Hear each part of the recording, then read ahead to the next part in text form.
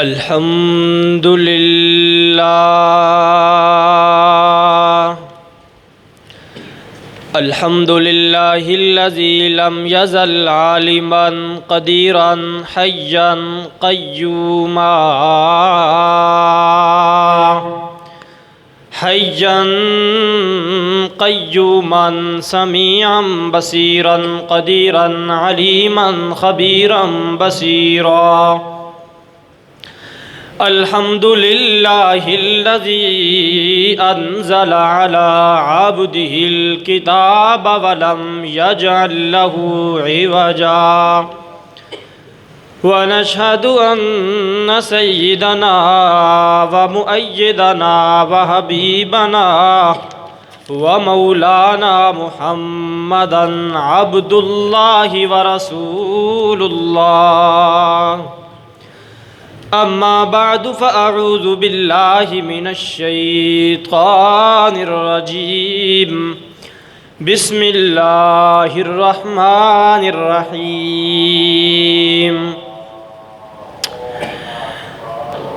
ثم قست قلوبكم من بعد ذلك فهي كالحجارة أو أشد قسوة وَإِنَّ مِنَ الْحِجَارَةِ لَمَا يَتَفَجَّرُ مِنْهُ الْأَنْهَارُ وَإِنَّ مِنْهَا لَمَا يَشَّقَّقُ فَيَخْرُجُ مِنْهُ الْمَاءُ وَإِنَّ مِنْهَا لَمَا يَهْبِطُ مِنْ خَشْيَةِ اللَّهِ وَمَا اللَّهُ بِغَافِلٍ عَمَّا تَعْمَلُونَ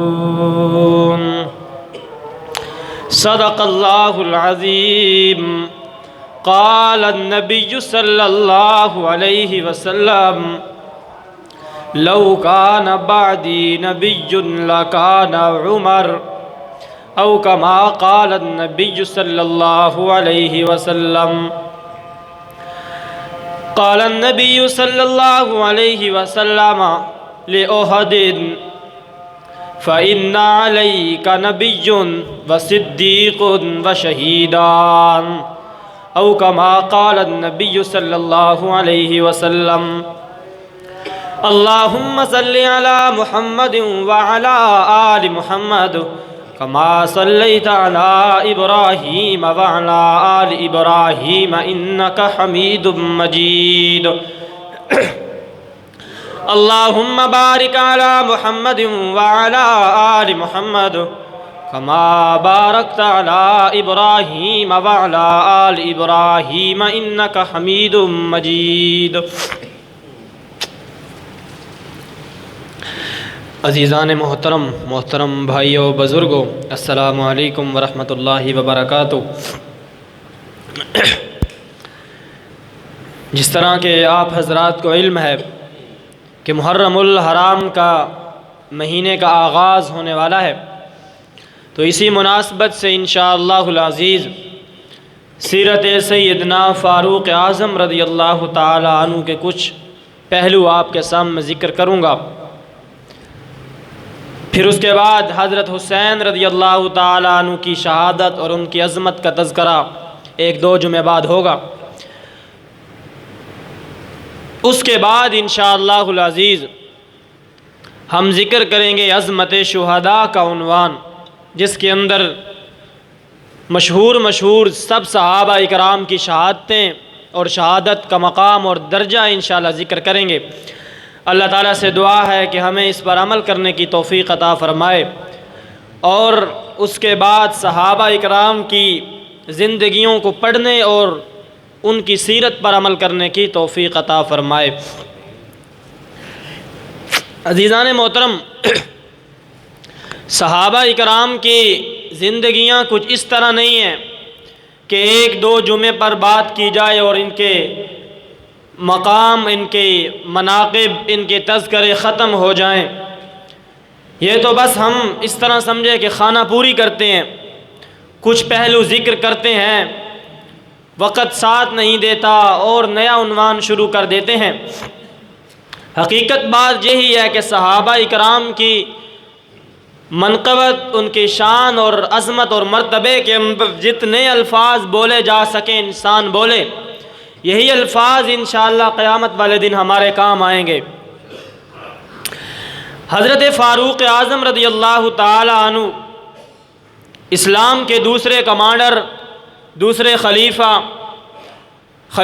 ثانی، اور مفسرین فرماتے ہیں لا ثانی۔ یہ ان کی پیدائش کے اندر تھوڑا سا اختلاف بھی ہے کہ پیدائش کب ہوئی۔ ایک قول یہ ہے کہ ان کی پیدائش 586 عیسوی کے اندر ہوئی، دوسرا قول یہ ہے کہ 590 عیسوی کے اندر ہوئی، جس کے اندر بھی ہو، کوئی اس طرح کی بات نہیں ہے۔ اس کے بعد یہ صدیق اکبر رضی اللہ تعالی عنہ کی خلافت کے بعد خلافت کے منبر پر تشریف لائے۔ وفات ان کی شہادت 644 کے اندر ہے، 644 جس کو ہم کہتے ہیں۔ ان کی زمانہ کے اندر بہت ساری فتوحات ہوئیں، بہت سے علاقے فتح ہوئے۔ حضرت صدیق اکبر رضی اللہ تعالی عنہ کی جب وفات ہوئی تو اسلام کا رقبہ اور اسلام کی خلافت اس وقت 11,000 مربع میل تک پھیلی ہوئی تھی۔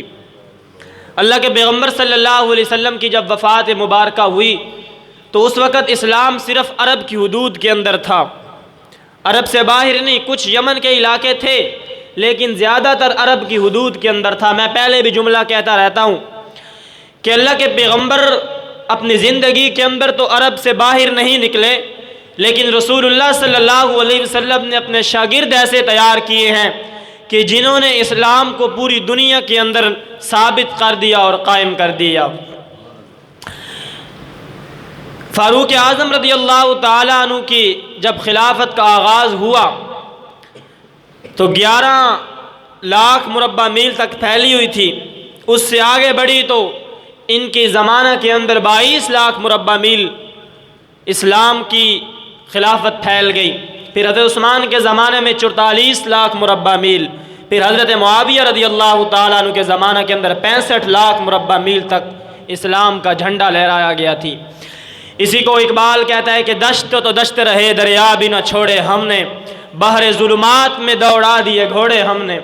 حضرت معاویہ رضی اللہ تعالیٰ عنہ نے حضرت عثمان سے درخواست کی تھی کہ آپ ہمیں اجازت دیں اور ہم ایک بحری بیڑا تیار کرتے ہیں۔ یہ کافر آتے ہیں سمندر کے ذریعے، دریا کے ذریعے ہم پر حملہ کرتے ہیں اور ہمارے پاس کوئی بیڑا نہیں ہے کہ ہم ان کے خلاف کارروائی کریں۔ تو حضرت عثمان نے اجازت دی حضرت معاویہ کو، تو انہوں نے پھر بحری بیڑا تیار کیا۔ اسی کو اقبال نے کہا کہ دشت تو دشت رہے دریا بھی نہ چھوڑے ہم نے، بحر ظلمات میں دوڑا دیے گھوڑے ہم نے۔ کبھی خشکیوں میں لڑتے کبھی دریاؤں میں، کبھی خشکیوں میں لڑتے کبھی دریاؤں میں، دیا اذانے کبھی یورپ کے کلیساؤں میں۔ یہ سب اقبال نے اپنے شکوہ جواب شکوہ کے اندر اس کو موتیوں کی لڑی کے اندر پرویا ہے۔ ان کی فتوحات کے اندر آرمینیا شامل ہے، خراسان کے علاقے شامل ہیں، سجستان کے علاقے شامل ہیں، مشرق اناطولیہ کے علاقے شامل ہیں، عراق شامل ہے، ایران شامل ہے۔ یہ سب فاروق اعظم رضی اللہ تعالیٰ عنہ کے زمانے کے اندر فتح ہوئے ہیں جی۔ اس کے بعد ان کا نسب فاروق اعظم رضی اللہ تعالیٰ 9ویں پیڑھی کے اندر جا کر ان کا نسب اللہ کے پیغمبر کے ساتھ مل جاتا ہے۔ عمر بن خطاب بن نفیل بن عبد العزا، اس طرح چلے تو 9ویں پیڑھی کے اندر جا کر اللہ کے پیغمبر کے ساتھ ان کا نسب مل جاتا ہے۔ ایک بات ادھر میں جو کہنا چاہوں گا وہ ضروری یہ ہے کہ ان کے اسلام لانے کا جو واقعہ ہے اس کے اندر تھوڑا سا اختلاف ہوا ہے محدثین کا اور مورخین کا۔ مشہور واقعہ تو وہی ذکر کیا جاتا ہے، پچھلے سال ہم نے بھی ذکر کیا تھا کہ اللہ کے پیغمبر کو قتل کرنے کے لیے نعوذ باللہ نکلے تو اپنی بہن کی زبان سے قرآن سنا تو اس کے ضمن کے اندر یہ مسلمان ہوئے، مشہور واقعہ ہے۔ لیکن جب اس بار ہم نے تحقیق کی تو معلوم ہوا کہ یہ واقعہ ضعیف ہے۔ امام دارقطنی رحمۃ اللہ علیہ نے اپنی کتاب کے اندر اس بات کو درج کیا ہے کہ اس روایت کے اندر ایک راوی آتا ہے قاسم بن عثمان، روایات کو نقل کرتے ہیں نا، کہتا ہے میں نے فلاں سے سنا عن فلان عن فلان، سند ہوتی ہے، تو کہتے ہیں کہ اس قاسم بن عثمان ضعیف راوی ہے، کمزور راوی ہے، اس کی بات نہیں مانی جا سکتی، ایک یہ جرح موجود ہے۔ دوسری بات، مستدرک للحاکم نے اپنی کتاب کے اندر اس کو مختصر طور پر ذکر کیا ہے اور انہوں نے یہ بات نقل کیا ہے کہ یہ واقعہ منقطع ہے، اس کو نہیں مانا جا سکتا، ضعیف واقعہ ہے۔ مسند احمد کے اندر امام احمد بن حنبل رحمۃ اللہ علیہ نے یہ واقعہ ذکر کیا ہے جو صحیح واقعہ ہے، اور انہوں نے کہا ہے کہ اصح ما فی الباب یہی واقعہ ہے۔ جتنے بھی حضرت عمر فاروق رضی اللہ تعالیٰ عنہ کے اسلام لانے کے واقعات ہیں ان سب میں سے یہ واقعہ درست ہے جو میں انشاءاللہ ابھی آپ کے سامنے ذکر کروں گا۔ تو علماء کو چاہیے کہ جب اتنی بڑی شخصیات کا آپ اسلام لانے کا واقعہ ذکر کر رہے ہیں تو تھوڑی سی تاریخ اور تھوڑی سی تحقیق کے ساتھ اس کو ذکر کیا جائے۔ حضرت فاروق اعظم کوئی عام شخصیات نہیں ہے، اسلام کا دوسرا ہیرو ہے، اسلام کا دوسرا کمانڈر ہے، اسلام کا دوسرا خلیفہ ہے، تو تحقیق جب ہوگی تو پھر مخالفین اعتراض نہیں کریں گے۔ سنیں جی، ایک تو وہ واقعہ ہے کہ وہ اپنی بہن کی زبان سے انہوں نے قرآن سنا۔ اچھا، دوسری بات، اس واقعہ پر ایک بہت بڑا اعتراض بھی ہوتا ہے۔ کیا ہوتا ہے؟ بہت بڑا اعتراض ہوتا ہے۔ اعتراض یہ ہے کہ حضرت فاروق اعظم اللہ کے پیغمبر کی زبان سے قرآن سن کر ایمان نہیں لائے اور اپنی بہن کی زبان سے سن کر ایمان لے آئے ہیں۔ سوچنے والی بات ہے نا، جب قرآن اترا اللہ کے پیغمبر کے سینے پر ہے، ان کی زبان سے سن کر ایمان نہیں لائے، اپنی بہن کی زبان سے سن کر ایمان لائے ہیں۔ یہ اعتراض ہے اس واقعہ پر۔ سنیں جی، لیکن یہ بات ذہن میں رکھیں کہ دوسرا جو واقعہ ہے نا جس کو مسند احمد کے اندر ذکر کیا گیا ہے، وہ واقعہ بھی اسی طرح کا ہے کہ اس واقعہ کے اندر بھی یہی ہے کہ قرآن سن کر اسلام قبول کیا انہوں نے۔ صرف فرق یہ ہے کہ اس کے اندر ہے کہ اللہ کے پیغمبر کی زبان سے سنا اور اس کے اندر ہے کہ اپنی بہن کی زبان سے سنا۔ فرمایا ثم قست قلوبکم من بعد ذلك فهي كالحجارة او اشد قسوة ثم قست قلوبكم من بعد ذلك فهي كالحجارة أو أشد قسوة وإن من الحجارة لما يتفجر منه الأنهار وإن منها لما يشقق فيخرج منه الماء وَإِنَّ مِنْهَا لَمَا يَهْبِطُ مِنْ خَشْيَةِ اللَّهِ۔ رب العالمین فرماتے ہیں میرے بندو، پھر تمہارے دل بڑے سخت ہو گئے، پھر تمہارے دل بڑے سخت ہو گئے۔ اللہ فرماتے ہیں اتنے سخت ہو گئے کہ پتھروں کی طرح ہو گئے۔ اس جملے کے درد کو ذکر کیا، اس جملے کے درد کو آپ محسوس کریں کہ رب العالمین فرما رہے ہیں اپنے بندوں کو کہ تمہارے دل بڑے سخت ہو گئے ہیں۔ اللہ فرماتے ہیں فَهِيَ كَالْحِجَارَةِ، بالکل پتھروں کی مانند ہو گئے، پتھروں کی طرح ہو گئے۔ اللہ فرماتے ہیں نہ، پتھر پھر بھی کبھی کبھی ٹوٹ جاتا ہے۔ قرآن کہتا ہے وَإِنَّ مِنَ الْحِجَارَةِ لَمَا يَتَفَجَّرُ مِنْهُ الْأَنْهَارُ۔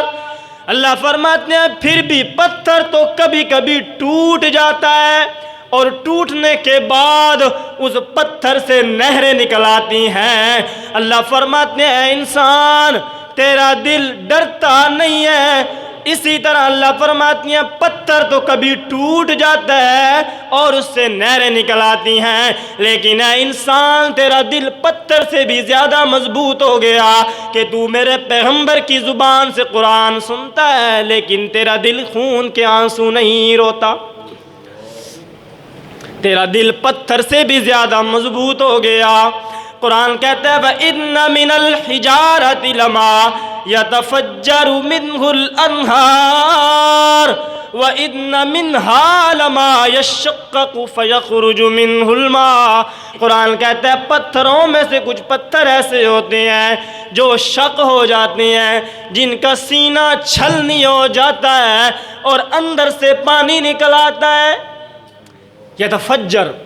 یتفجر کہتے ہیں ٹکڑے ٹکڑے، اس کے اندر زیادہ مبالغہ ہے۔ یہ شق کہتے ہیں صرف چیر جس طرح کہتے ہیں وہ آ جانا۔ تو کچھ پتھر ایسے ہوتے ہیں کہ جن کے سینے چھلنی ہو جاتے ہیں، جو ریزہ ریزہ ہو جاتے ہیں اور ان کے اندر سے نہریں جاری ہو جاتی ہیں، چشمے نکل آتے ہیں۔ اور کچھ ایسے ہوتے ہیں جن کے اندر سے ایک شگاف آ جاتا ہے، جن کے سینے کے اندر سے ایک شک پڑ جاتا ہے اور ان سے پانی نکل آتا ہے۔ اللہ فرماتے ہیں وَإِنَّ مِنْهَا لَمَا يَهْبِطُ مِنْ خَشْيَةِ اللَّهِ۔ پتھروں میں سے کچھ پتھر ایسے بھی ہوتے ہیں جو اللہ کے رعب اور دبدبے کی وجہ سے اوپر سے نیچے گراتے ہیں۔ اے انسان، تیرا دل کتنا مضبوط ہو گیا کہ تیرا دل کبھی خون کے آنسو روتا بھی نہیں ہے، کبھی ایک آنسو بھی تیری زبان سے نہیں نکلتا، تیری آنکھ سے نہیں نکلتا، اور تیرا دل کبھی اللہ کے خوف اور رعب کی وجہ سے ڈرتا بھی نہیں ہے۔ معلوم ہوتا ہے کہ انسان کا دل پتھروں سے بھی زیادہ سخت ہے۔ یہ جھوٹے واقعات سن کر تو یوں جھومتا ہے، لیکن جب قرآن سنایا جاتا ہے تو پھر دم دبا کر بھاگ جاتا ہے۔ قرآن کہتا ہے وَإِذَا ذَكَرْتَ رَبَّكَ فِي الْقُرْآنِ وَحْدَهُ وَلَّوْا عَلَىٰ أَدْبَارِهِمْ نُفُورًا۔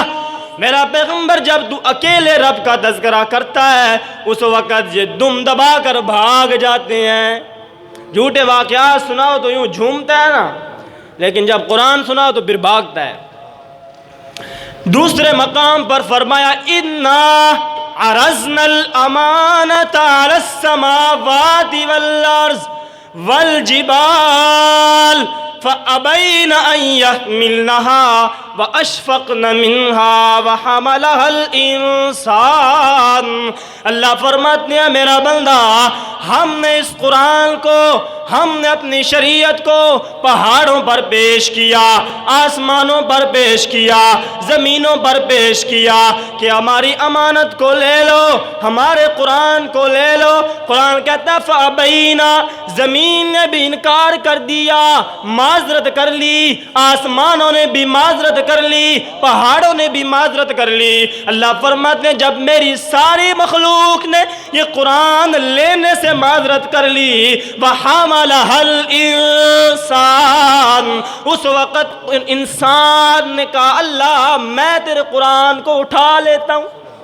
قرآن نے کہا، انسان نے کہا میں اٹھاتا ہوں، لیکن قرآن کہتا ہے انہو، قرآن کہتا ہے انسان کان ظلوماً جہولا، انسان نے یہ قرآن لے تو لیا لیکن لینے کے بعد اس پر عمل نہیں کیا۔ اس کے بعد اللہ فرماتے ہیں ظلوماً، بڑا ظالم ہو گیا، جہولاً، بڑا جاہل ہو گیا۔ لے تو لیا یہ قرآن، عمل نہیں کرتا، قرآن کو سنتا بھی نہیں ہے۔ اللہ فرماتے ہیں حالانکہ اس قرآن کی ہیبت اتنی زیادہ ہے، قرآن کہتا ہے لو انزلنا هذا القرآن على جبل لرأيته خاشعا متصدعا من خشية الله۔ اگر ہم اس قرآن کو پہاڑوں کی مضبوطی پر نازل کرتے، پہاڑوں کی بلندی پر نازل کرتے، اللہ فرماتے ہیں پہاڑ ریزہ ریزہ ہو جاتے من خشیت اللہ، اللہ کے خوف اور اللہ کے ڈر سے۔ لیکن انسان تیرا دل کتنا مضبوط ہو گیا کہ تو اللہ کے خوف سے ڈرتا بھی نہیں ہے، گناہ بھی کرتا رہتا ہے۔ میرے بھائیو 6 ہجری کا زمانہ ہے، 6 نبوی یا 7 نبوی کا زمانہ ہے۔ فاروق اعظم رضی اللہ تعالیٰ عنہ فرماتے ہیں، یہ خود روایت کر رہے ہیں، خود اس حدیث کو بیان کر رہے ہیں، حدیث تو نہیں ہوتی، اپنا واقعہ خود ذکر کر رہے ہیں۔ فرماتے ہیں میں ایک دن رات کی تنہائی میں لیٹا ہوا ہوں، ستارے میرے سامنے چمک رہے ہیں، رات کا سناٹا چھایا ہوا ہے، رات کا اندھیرا چھایا ہوا ہے، ساری کی ساری دنیا خوابگاہوں کے سمندر میں غوطہ زن ہے، ہر انسان سویا ہوا ہے۔ میرے دل کے اندر ایک شرارت آتی ہے، میں نے کہا میں اٹھتا ہوں اور جا کر محمد کو جا کر تنگ کرتا ہوں۔ کہتے ہیں میں اٹھا، مجھے معلوم ہوتا تھا کہ اس وقت کعبے کے اندر اور کوئی بندہ نہیں ہوگا سوائے محمد الرسول اللہ کے۔ میں سیدھا کعبہ کے اندر آیا، میں نے دور سے دیکھا کہ ایک بندہ ہاتھ باندھ کر اپنے رب کے سامنے کچھ پڑھ رہا ہے، اپنے رب کے سامنے کچھ ذکر کر رہا ہے۔ میں نے گمان کر لیا کہ یہ ہو نہ ہو محمد ہی ہوگا۔ میں قریب آیا نا تو اللہ کے پیغمبر اس دن سورۃ حاقہ تلاوت فرما رہے تھے۔ قرآن کہتا ہے الحاقۃ ما الحاقہ، کہتے ہیں میں قرآن کو سنتا گیا، اس سورت کے ردھم کو دیکھا، اس کے اسلوب کو دیکھا، اس کی طرز کو دیکھا، اس کے سجے بندی کو دیکھا۔ قرآن کہتا ہے، اب سنیں یہ ہے بھی صورت اسی طرح، قرآن کہتا ہے الحاقۃ ما الحاقہ وما ادراک ما الحاقہ کذبت ثمود وعاد بالقاریہ واما ثمود فاہلکوا بالطاغیہ واما عاد فاہلکوا بریح صرصر عاتیہ سخرها عليهم 7 ليال و8 أيام حسوما فترى القوم فيها سرعا كأنهم أعجاز نخل خاوية فهل ترى لهم من باقية وجاء فرعون ومن قبله والمؤتفقات بالخاطية۔ کہتے ہیں میں سنتا گیا، اس صورت کے اسلوب کو بھی میں نے دیکھا، اس کے طرز بیان کو بھی میں نے دیکھا، اس کی جھلک کو بھی میں نے دیکھا، سن رہا ہوں بڑے غور کے ساتھ۔ اللہ کے پیغمبر اپنی زبان سے کچھ کلمات ادا کر رہے ہیں۔ میں نے خیال کیا، میں نے یہ گمان کیا کہ ہو نہ ہو یہ شاعروں کا کلام ہے۔ کس کا؟ شاعروں کا کلام ہے، یوں سجے بندی کے ساتھ آیت پر آیت آ رہی ہے، ایک دوسرے کے ساتھ مل رہی ہیں، شاعروں کا کلام ہے۔ فرماتے ہیں میں یہی سوچ رہا تھا کہ اللہ کے پیغمبر کی زبان پر ایک آیت آئی، اللہ کے پیغمبر نے فرمایا وما بقول شاعر، یہ کسی شاعر کا کلام نہیں ہے۔ فلا اقسم بما تبصرون وما لا تبصرون انه لقول رسول کریم وما هو بقول شاعر، یہ کسی شاعر کا کلام نہیں ہے۔ میں نے کہا ہو نہ ہو یہ کسی کاہن کا کلام ہوگا، شاعر کا نہیں ہے تو کسی کائن کا ہوگا، کسی مجذوب کا ہوگا۔ اللہ کے پیغمبر نے پھر ایک آیت تلاوت کی، فرمایا ولا بقول کاہن، یہ کسی کاہن کا کلام بھی نہیں ہے، یہ کسی کاہن کی گپ بھی نہیں ہے۔ قلیلا ما تذکرون، لیکن بہت کم لوگ اس کو سمجھتے ہیں۔ فرماتے ہیں اللہ کے پیغمبر پڑھتے گئے تنزیل من رب العالمین ولو تقول علینا بعض الاقاویل لاخذنا منہ بالیمین ثم لقطعنا منہ الوتین۔ اللہ کے پیغمبر کہتے ہیں فما منکم من احد عنہ غاجزین وانہ لتذکرۃ للمتقین وانا لنعلم ان منکم مکذبین وانہ لحسرۃ علی الکافرین وانہ لحق الیقین فسبح باسم ربک العظیم۔ فرماتے ہیں جب اللہ کے پیغمبر نے سورۃ حاقہ ختم کی تھی تو میں اللہ کے پیغمبر کے یوں قدموں کے ساتھ چمٹ گیا کہ یا محمد الرسول اللہ مجھ عمر کو بھی اپنا غلام بنا لیجئے گا۔ سورۃ حاقہ ختم ہوئی تھی اور ایمان میرے دل کے اندر جڑیں مضبوط کر چکا تھا۔ تو ان کے اسلام لانے کا یہ واقعہ درست ہے، مسند احمد کی یہ روایت ہے۔ میں نے ذکر کیا نا کہ دوسرا واقعہ جو مشہور ہے وہ ضعیف واقعہ ہے، اس کے اندر قاسم بن عثمان راوی ہے، وہ ضعیف ہے۔ تو عزیزان محترم، یہ فاروق اعظم کی پہلے دن سے قرآن کے ساتھ دوستی لگی تھی، قرآن سن کر اسلام لائے تھے نا، قرآن کے ساتھ دوستی لگی، اتنی دوستی لگی کہ کئی جگہوں پر مشورہ دیتے ہیں اللہ کے پیغمبر کو، اور وہی مشورہ اللہ تعالیٰ قرآن بنا کر نازل فرما دیتے ہیں۔ یہی ان کی صفت ہے، محدث اور ملہم۔ ملہم کہتے ہیں دل کے اندر الہام ہونا، ان کے دل کے اندر اللہ تعالیٰ ڈال دیتے تھے الفاظ، تو یہ بیان کرتے تھے، وہی الفاظ رب العالمین قرآن بنا کر نازل فرماتے تھے۔ بس اللہ تعالیٰ کو کوئی بندہ اس طرح کا محبوب ہوتا ہے۔ حضرت عائشہ صدیقہ رضی اللہ تعالی عنہ پر جو تہمت لگی، تو اس وقت انہوں نے ہی کہا تھا نا کہ ھذا بہتان عظیم، اے اللہ کے پیغمبر یہ تو ایک واضح جھوٹ ہے، بہت بڑا جھوٹ ہے، اس کی کوئی حقیقت نہیں ہے۔ وہی الفاظ قرآن کریم کے اندر ذکر ہیں، ھذا بہتان عظیم۔ بڑا عجیب منظر تھا جب حضرت عائشہ صدیقہ رضی اللہ تعالی عنہ پر تہمت لگی۔ رسول اللہ صلی اللہ علیہ وسلم اتنے غم زدہ ہوئے، اتنے غمگین ہوئے، اپنے صحابہ کو جمع کر کہتے ہیں مجھے عائشہ کے بارے میں مشورہ دو، میں بڑا پریشان ہوں، میرا دل بڑا غمگین ہے، عائشہ کے بارے میں مجھے کوئی مشورہ دو۔ غزوہ بنو مصطلق کا موقع ہے، امام الانبیاء رحمت للعالمین صلی اللہ علیہ وسلم کی مخلصہ اور حمیرہ حضرت عائشہ صدیقہ رضی اللہ تعالی عنہ، ان کی عزت کو بھی منافقین نے نہیں بخشا، اللہ کے پیغمبر کے گھرانے کو بھی نہیں بخشا۔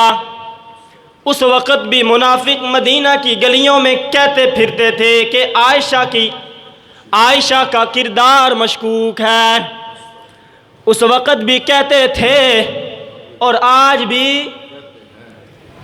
آپ میڈیا پر دیکھیں نا کس طرح بھونک رہے ہیں اما عائشہ صدیقہ پہ عزت پر، اور اس طرح کے کنایات کے اندر تنقید کرتے ہیں کہ انسان سوچتا رہ جاتا ہے کہ کیا گیا ہے، لیکن سامنے بیٹھنے والے اس طرح واہ واہ کرتے ہیں جس طرح ان کو سب سمجھ آ رہی ہے۔ یہ ان کی بے غیرتی کی انتہا ہے کہ اللہ کے پیغمبر کے گھرانے کو انہوں نے نہیں بخشا ہے۔ عزت، تنقید، ان پر بکواس بازی، جھوٹی روایات، سب کو اپنی کتابوں کے اندر، اب تو سٹیجوں پر بھی ذکر کرتے ہیں۔ پہلے ان کا کفر چھپا ہوا تھا کتابوں کے اندر، لیکن اب جب سے یہ میڈیا استعمال ہونا شروع ہوا ہے تو اب نکل کر سٹیجوں پر آ گیا ہے، اب سامنے صحابہ اکرام پر تنقید کرتے ہیں۔ وہ امام الانبیاء رحمت للعالمین صلی اللہ علیہ وسلم کی مخلصہ بیوی رفیقہ حیات حضرت عائشہ صدیقہ رضی اللہ تعالی عنہ فرماتی ہیں غزوہ بنو مصطلق کے موقع پر میں قضاء حاجت کے لیے گئی، قافلہ رکا ہوا تھا، میں نے کہا قضاء حاجت کر کے آ جاتی ہوں، اور قافلے کے اندر وہ ایک ہودج بنا ہوا تھا، ڈولی بنی ہوتی تھی، 4 بندے اس کو اٹھاتے تھے۔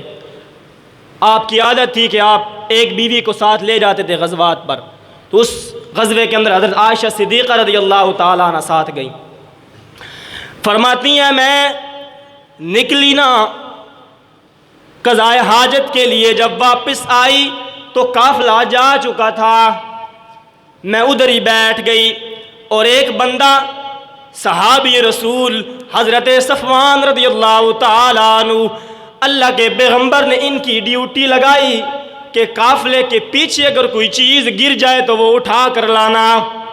کہتی ہیں میں وہیں پر بیٹھ گئی، حضرت صفوان پیچھے چل رہے تھے قافلے کے، انہوں نے جب دیکھا نا تو انہوں نے پہچان لیا کہ حضرت اما عائشہ صدیقہ رضی اللہ تعالیٰ عنہ ہے، انہوں نے وہاں پر اپنا اونٹ بٹھایا، میں وہاں پر اس اونٹ پر بیٹھ گئی، سوار ہو گئی، انہوں نے مہار پکڑ لی اور پیچھے پیچھے اس قافلے کے چل دیے۔ جب اگلی جگہ پر وہ قافلہ رکا ہوا تھا رسول اللہ صلی اللہ علیہ وسلم کا، تو پیچھے سے صفوان بھی اور میں بھی اونٹ پر سوار تھی، اور صفوان اس اونٹ کی مہار لیے چل رہا تھا۔ کہتی ہیں اللہ کی قسم ہے رستے کے اندر نہ صفوان نے مجھ سے کوئی بات کی نہ میں نے صفوان سے بات کی۔ یہ کہتے ہیں عائشہ کا کردار ناپاک ہے۔ حضرت عائشہ کہتی ہیں میں نے صفوان سے بھی بات نہیں کی اور اس نے مجھ سے بھی بات نہیں کی، اور کہتے ہیں عائشہ ہماری ماں نہیں ہے۔ میں نے کہا تو نے سچ کہا ہے، عائشہ واقعتاً کافروں کی ماں نہیں ہے، مومنوں کی ماں ہے۔ کافروں کی ماں نہیں ہے، مومنوں کی ماں ہے عائشہ۔ حضرت عائشہ اچھا یہ سوال یہ ہوتا ہے نا کہ اس ڈولی کے اندر جب صحابہ اکرام نے اٹھایا اس ہودج کو، تو ان کو معلوم نہیں ہوا کہ اندر سے خالی ہے، کوئی بندہ نہیں بیٹھا ہوا۔ فرماتی ہیں میں ان دنوں کے اندر ابھی اتنی زیادہ عمر میری نہیں تھی، تو ہلکی پھلکی تھی، تو صحابہ اکرام نے یہ سمجھا کہ ڈولی کے اندر موجود ہیں، لیکن میں موجود نہیں تھی۔ ٹھیک ہے، زیادہ بڑی عورت نہیں تھی نا۔ اب جب دیکھا نا منافقین نے کہ حضرت عائشہ اونٹ پر سوار ہے اور حضرت صفوان نے مہار پکڑی ہوئی ہے، تو نعرہ لگایا اور کہنے لگے محمد کا گھرانہ بھی محفوظ نہیں رہا۔ وہاں پر بات دب گئی، چلتے چلتے مدینہ کے اندر آ گئی۔ حضرت عائشہ صدیقہ رضی اللہ تعالیٰ عنہ فرماتی ہیں مدینہ کے اندر بات چل رہی، لیکن مجھے ابھی تک معلوم نہیں ہوا کہ میرے خلاف یہ پراپوگنڈا چل رہا ہے۔ میں ام مستح کے ساتھ قضاء حاجت کے لیے گئی، ام مستح کو ٹھوکر لگی نا، تو کہتی ہے اپنے بیٹے کو گالی دے کر کہتی ہے کہ لعنت ہو مستح پر۔ میں نے کہا اپنے بیٹے پر لعنت بھیج رہی ہے، کیا بات ہے؟ وہ کہتی ہیں میں اس لیے لعنت بھیج رہی ہوں کہ وہ تیرے خلاف کہتا ہے کہ عائشہ کا کردار ناپاک ہے۔ کہتی ہیں مجھے اس وقت پتہ چل گیا کہ میرے خلاف یہ محاذ بن گیا۔ میں ادھر سے ہی گھر واپس آئی، اللہ کے پیغمبر کو دیکھا اور میں نے سلام کیا، لیکن اللہ کے پیغمبر نے جواب نہیں دیا۔ میرے بھائیو یہ وہ لمحہ ہوتا ہے جب محبوب ناراض ہو جائے تو یہ دن کالی راتوں میں تبدیل ہو جاتے ہیں۔ یہ سورج کی میٹھی میٹھی روشنی انسان کے جسم کو جلا کر راکھ بنا دیتی ہے۔ یہ چاند کی میٹھی میٹھی چاندنی اس وقت اچھی نہیں لگتی۔ یہ ساری دنیا اس وقت بیگانی ہو جاتی ہے جب محبوب ناراض ہو جائے۔ فرماتی ہیں میں نے دوسری طرف آ کر سلام کیا، لیکن اللہ کے پیغمبر نے جواب نہیں دیا۔ میں نے عرض کیا اللہ کے محبوب اگر آپ اجازت دیں تو میں اپنے والد کے گھر چلی جاؤں، اپنے والد کے گھر چلی جاؤں۔ آپ نے فرمایا چلی جا عائشہ۔ دل میں یہ تھا کہ اپنے والد کے گھر آؤں گی، والد سے پوچھوں گی، والدہ سے پوچھوں گی کہ میرے محبوب کو کیا ہوا ہے۔ فرماتی ہیں میں اپنے گھر آئی نا تو میں نے اپنے گھر کے اندر جو منظر دیکھا کہ میری امی بھی قرآن پڑھ پڑھ کر رو رہی ہے، میرے ابا جان بھی قرآن پڑھ پڑھ کر آنسوں کے سمندر کے اندر ڈوب رہے ہیں۔ گھر کے اندر یہ عالم دیکھ کر اور پریشان ہو۔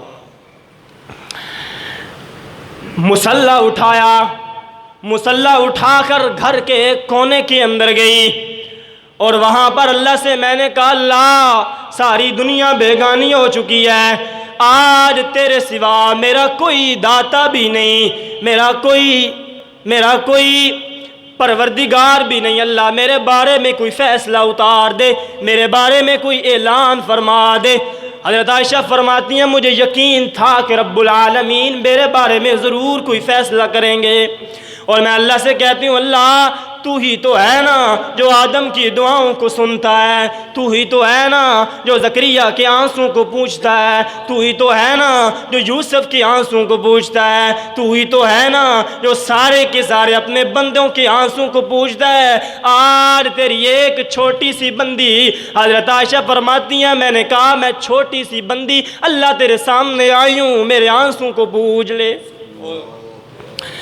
مسلح اٹھا کر اللہ کے سامنے رو رہی ہیں، اللہ کے سامنے گڑ گڑا رہی ہیں، اللہ کے سامنے اللہ کو کہتی ہیں اللہ دیکھ میرا محبوب بھی مجھ سے بات نہیں کرتا، میں نے سلام کیا لیکن انہوں نے جواب نہیں دیا۔ یہی حضرت عائشہ اللہ کے سامنے رو رہی ہیں، سجدے میں سر رکھ کر اللہ سے معافیاں مانگ رہی ہیں اور کہتی ہیں اللہ میرے بارے میں کوئی اعلان عطا فرما، میرے بارے میں کوئی فیصلہ فرما۔ اللہ تو علیم بذات الصدور ہے نا، تو رازوں کو جاننے والا ہے، میرے بارے میں کوئی فیصلہ فرما دے۔ اللہ کے پیغمبر صلی اللہ علیہ وسلم نے اپنے صحابہ اکرام کے اندر مجلس لگائی، صحابہ اکرام سے مشورہ کیا۔ اللہ کے پیغمبر انتہائی غم کے عالم میں کہتے ہیں لوگو مجھے عائشہ کے بارے میں کوئی مشورہ دو، میں بڑا پریشان ہوں، بڑا غمگین ہوں۔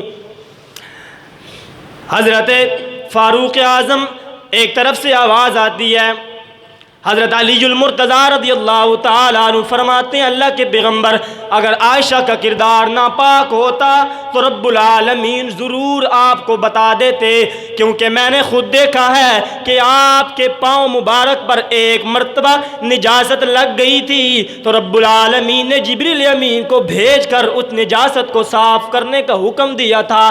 اگر عائشہ کا کردار ناپاک ہوتا تو رب العالمین خود اعلان کرتے، اللہ کی طرف سے اعلان نہیں ہوا ہے، معلوم ہوتا ہے کہ حضرت عائشہ کا کردار پاک ہے۔ حضرت علی نے یہ گواہی دی۔ حضرت عثمان غنی رضی اللہ تعالیٰ عنہ بھی فرماتے ہیں اللہ کے پیغمبر میں نے تو اپنی ماں کو ہمیشہ خیر والا پایا ہے۔ حضرت ایوب انصاری نے بھی کہا اللہ کے پیغمبر میں نے تو اپنی والدہ کو ہمیشہ خیر والا پایا ہے۔ حضرت بریرہ رضی اللہ تعالیٰ عنہ جو حضرت عائشہ کی لونڈیاں ہیں وہ بھی کہتی ہیں اللہ کے پیغمبر حضرت عائشہ کو اتنی بھولی بالی ہیں کہ آٹا گوندنے کے لیے رکھتی ہیں تو اور کسی دہان میں لگ جاتی ہیں تو بکری آ کر آٹا کھا جاتی ہیں، میں نے تو جب سے حضرت عائشہ کو دیکھا ہے ہمیشہ خیر والا پایا ہے۔ اب فاروق اعظم رضی اللہ تعالیٰ عنہ اٹھتے ہیں اور آنسوں کی برسات میں اٹھتے ہیں اور کہتے ہیں اللہ کے پیغمبر یہ فیصلے بعد میں کرنا، حضرت عائشہ کو چھوڑنے والی بات بعد میں کرنا، مجھے پہلے آپ یہ بتائیں کہ حضرت عائشہ کا نکاح آپ کے ساتھ کس نے کیا ہے؟ اللہ کے پیغمبر صلی اللہ علیہ وسلم کی زبان خاموش رہی، آپ نے یوں انگلی اٹھا کر فرمایا عمر یہ تو نکاح خود رب العالمین نے کیا تھا۔ حضرت عمر فرماتے ہیں اللہ کے پیغمبر ہم پہلے اللہ سے پوچھیں گے کہ آپ نے کس عورت کو کس نبی کے لیے منتخب کیا ہے۔ جب اللہ نے حضرت عائشہ کا نکاح آپ سے کیا ہے نا تو معلوم ہوتا ہے کہ جس طرح آپ کا کردار پاک ہے اسی طرح عائشہ کا کردار بھی پاک ہے۔ فرمایا ھذا بہتان عظیم، اللہ کے پیغمبر ان منافقوں کو میری تلوار کے حوالے کریں، میں ان کا سر تن سے جدا کرتا ہوں اور آپ اللہ کے فیصلے کے منتظر ہو جائیں۔ اللہ کے پیغمبر وہاں سے اٹھتے ہیں، حضرت عائشہ صدیقہ رضی اللہ تعالیٰ عنہ کے دروازے پر آتے ہیں، دستک دیتے ہیں، آواز آئی من دق الباب من بالباب، آج ہمارے دروازے پر کون آیا ہے؟ اللہ کے پیغمبر صلی اللہ علیہ وسلم نے فرمایا میں تمہارا غم خار آیا ہوں۔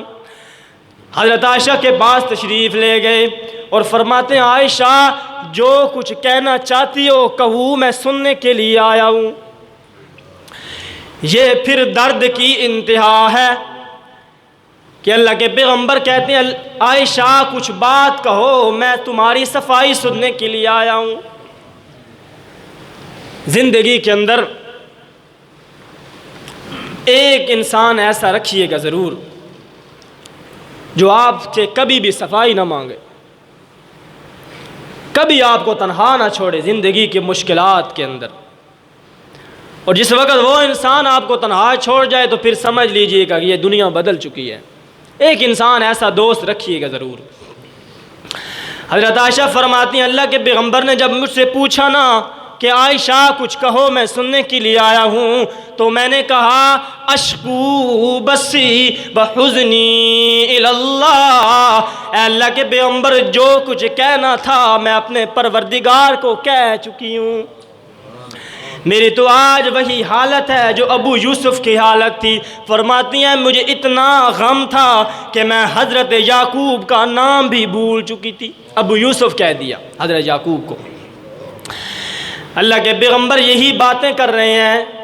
فرماتی ہیں میں نے اپنے معاملات کو اللہ کے حوالے کر دیا ہے۔ اللہ کے پیغمبر نے فرمایا عائشہ میں نے بھی تیرے معاملے کو اللہ کے حوالے کر دیا ہے، جب تک وہاں سے فیصلہ نہیں آتا تب تک کوئی بات نہیں کی جائے گی۔ حضرت عائشہ فرماتی ہیں یہی باتیں چل رہی تھیں کہ اللہ کے پیغمبر صلی اللہ علیہ وسلم کی جسم پر غشی طاری ہو گئی، جو وحی کے عالم میں ہوتی تھی آپ کو پسینہ مبارک آنے لگا، آپ نے اپنی چادر کو اوڑھ لیا۔ کچھ دیر کے بعد جب آپ نے اپنی چادر کو یوں اٹھایا نا تو مجھے یوں لگا کہ جیسے 14ویں کا چاند کالی بدلیوں سے نکل آیا ہے، یوں چمک رہا تھا آپ کا پسینہ آپ کی پیشانی پر، آپ کا چہرہ مبارک چمک رہا تھا۔ میرے دل نے میرے ساتھ سرگوشی کی کہ عائشہ تو آج کیس جیت چکی ہے، تو جیت چکی ہے۔ اللہ کے پیغمبر نے فرمایا عائشہ تجھے مبارک ہو، رب العالمین نے تیرے بارے میں فیصلہ کر دیا ہے اور اللہ نے تیرے بارے میں قرآن نازل کیا ہے۔ حضرت عائشہ فرماتی ہیں میرے دل کے اندر یہ تھا کہ جس طرح رب العالمین نے آپ کے دل پر القاء کر دیا ہوگا کہ حضرت عائشہ کا کردار پاک ہے، لیکن جب آپ نے قرآن پڑھنا شروع کیا نا تو مجھے معلوم ہوا کہ میرے بارے میں تو پوری سورت اتر چکی ہے، پوری سورت۔ قرآن کہتا ہے الخبیثات للخبیثین والخبیثون للخبیثات والطیبات للطیبین والطیبون للطیبات۔ یہ گندے مرد گندی عورتوں کے لیے ہیں، پاکیزہ مرد پاکیزہ عورتوں کے لیے ہیں، پاکیزہ عورتیں پاکیزہ مردوں کے لیے ہیں۔ اللہ فرماتے ہیں جس نے عائشہ کا کردار دیکھنا ہو پہلے محمد کا کردار دیکھیں۔ اولئک مبرؤون مما یقولون، اللہ فرماتے ہیں جو کچھ یہ منافقین بکواس کرتے ہیں یہ سب جھوٹ ہے، عائشہ کا کردار پاک ہے۔ اور وہی جملہ جو فاروق اعظم رضی اللہ تعالیٰ عنہ نے فرمایا تھا نا ھذا بہتان عظیم، کون سا جملہ بولیے بلا اپنی زبان، ھذا بہتان عظیم۔ اللہ فرماتے ہیں یہ تو بہت بڑا بہتان ہے، اللہ کی ذات پاک ہے، جس رب العالمین نے اپنی توحید کے اندر کسی کو شریک نہیں کیا، اسی رب العالمین نے اپنے پیغمبر کے حرم کے اندر بھی کسی کو شریک نہیں کیا۔ عزیزان محترم میں نے پچھلے جمعے پر بھی کہا تھا لوگ آپ کو دھوکے دیں گے کہ فلاں یوں تھا فلاں یوں تھا، کسی کے دھوکے میں نہ آئیے، ہمارے پاس اللہ کی کتاب کافی ہے، قرآن موجود ہے ہمارے پاس، ہمیں تاریخ کی روایات مت دکھاؤ کہ فلاں نے یوں کیا اور فلاں نے یوں کیا، اپنے پاس رکھو۔ صحابہ اکرام کا کردار قرآن بیان کرتا ہے، ان کا افکار، ان کا کردار، ان کی گفتار قرآن نے جب بیان کر دیا تو اپنی روایات اپنے پاس رکھ۔ تاریخ کے حوالے اٹھا اٹھا کر کہتا ہے کہ فلاں نے یوں کیا فلاں نے یوں کیا۔ اگلے جمعے پر انشاءاللہ العزیز حضرت فاروق اعظم رضی اللہ تعالیٰ عنہ کی زندگی کا دوسرا حصہ تھوڑا سا آپ کے سامنے ذکر کروں گا۔ اگلے جمعے پر انشاءاللہ 12:30 بجے بیان شروع ہوگا اور 1:30 بجے تک، ویسے بھی لیٹ ہی آتے ہیں تو اگلے جمعے پر بھی لیٹ ہی آئیں، تو 1:30 بجے تک ابھی بھی تھوڑا 5 منٹ اوپر ہو گئے ہیں، 12:30 سے 1:30 بجے تک بیان ہوگا، آپ جلدی تشریف لایا کریں، انشاءاللہ آپ کو فائدہ ہوگا۔ اللہ تعالیٰ سے دعا ہے کہ عمل کرنے کی توفیق عطا فرمائے۔